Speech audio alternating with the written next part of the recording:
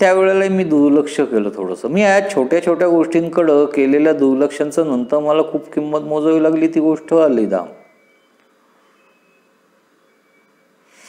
त्याच्या त्या वर्षी मी नाटकात पहिल्यांदा एकांकिकेत भाग घेतला आणि पुरुषोत्तम करंडकमध्ये माझं उत्कृष्ट अभिनेत्री म्हणून प्राइजही फिक्स झालं. गंमत म्हणजे मी माझं सगळं क्रेडिट त्यालाच देऊन टाकलं, कारण दिग्दर्शक लेखक तो होता ना.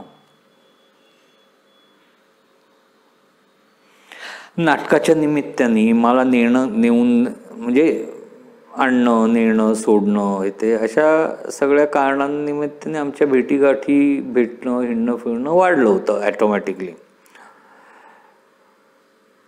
त्या वाढींमधनंच एक दिवस त्यांनी मला प्रपोज केलं. प्रपोज काय हो, म्हणजे म्हणताना म्हणाला की मला अस्मी तू फार आवडतेस, तुझ्याबरोबर आयुष्य कंठायला खूप आवडेल. जीवनाचा प्रत्येक क्षण आणि क्षण सोनेरी करण्यास तू मला मदत कर आणि मी तुला मदत करतो. एकमेकांच्या साहाय्याने आपण आपलं जीवन बनवायचं का, असा प्रश्न तिने मला विचारला. आणि मी त्या स्वप्नात तरंगत असतानाच अचानक म्हणला, पण एक गोष्ट आहे, मला माझ्या आयुष्यात अभिनय करणं, लेखन करणं, दिग्दर्शन करणं या व्यतिरिक्त काही येत नाही आणि येणारही नाही. त्यामुळे ते 10 ते 5ची कारकुनी किंवा काही पैसे कमाव, एवढेच कमवले पाहिजेत, अशा काही जर तुझ्या आईबाबांच्या अपेक्षा असतील तर बाबा ते मला जमणारं नाहीये, त्याचाही तू विचार कर. मी म्हणलं ठीक आहे ना, प्रत्येकाची स्वतःची अशी कमावण्याची स्टाईल असते किंवा स्वतःचं असं वागण्याचं हे वेगळं असतं. तो त्याच्या पद्धतीनं वागू दे ना,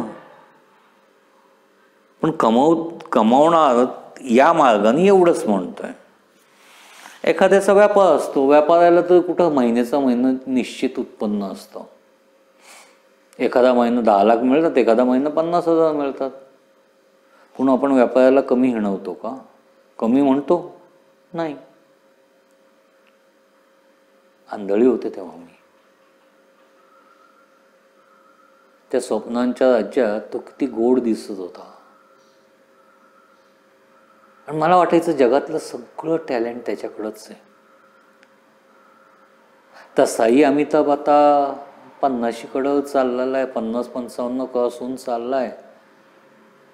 कदाचित नेक्स्ट अमित असेल, त्याच्या नशिबात असेल, करतो चांगला अभिनय तो. बाकी काही नाही झालं तर मराठीतला अशोक सराफ झाला तरी चालेल, मला आवडेल त्याच्यावर राहायला. अशी स्वप्न बघत बघत आम्ही कॉलेज संपवलं. हां, हे निश्चित आहे, कॉलेजमध्ये 5 वर्षाच्या काळात 3 वेळा आम्ही करंडक पुरुषोत्तमला गवसणी घातली, 3 पैकी 3ही वेळेला मी उत्तम अभिनेत्री ठरले.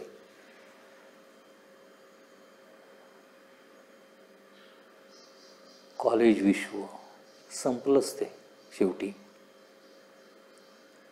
दोघांच्या ग्रॅज्युएशन नंतर आम्ही नेहमी हिरिरीनं नवीन प्रोग्राम्स आणायचा आणि ते पूर्ण करण्याकरता वाटेल ते करायचे. त्याला फायनान्स कमी पडायचा कधी का बऱ्याचदा. त्याच्या जवळजवळ 100 पैकी 99 प्रोजेक्ट्सना फुल ना फुलाची पाकळी म्हणून 80-90% फायनान्स मीच केलाय. त्यावेळेला दादाचे पैसे उडवणे किंवा बाबांचे पैसे उडवणे काही वाटायचं नाही. कमवत नव्हते ना, किंमत नव्हती पैशाची.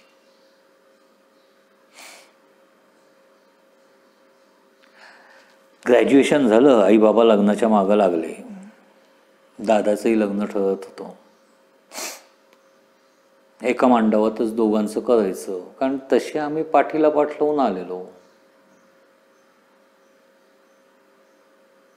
असं त्यांचं चाललेलं होतं. मी आता त्याला विरोध करत होते. मी म्हणत होते नाही, मला अजून जरा करिअर करायचं आहे, अमुक आहे तमुक आहे.